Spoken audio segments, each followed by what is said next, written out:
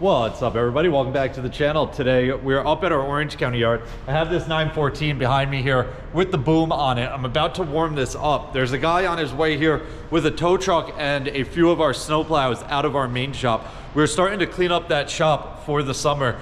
We do not need any of the snowplows in there, and if you've seen any of my recent videos, you know that that shop is jam-packed with plows. A lot of the plows got taken off of trucks already, but our contract is through April 15th, so we can't take everything apart yet, and we still have a few trucks on the road just in case we get a late season call and we need to scramble. I don't think anything is gonna happen. Today is March 31st, so there's about 2 weeks left in the contract, but we've had days up in the 70s already, so I'm pretty sure winter is behind us. There are a few days where the lows go down into the 20s, so if it rains and then it freezes overnight, we might get a call for ice somewhere, but it's very unlikely at this point. Anyway, let me start this up. We'll grab a chain, get that ready, and hopefully that guy is here soon.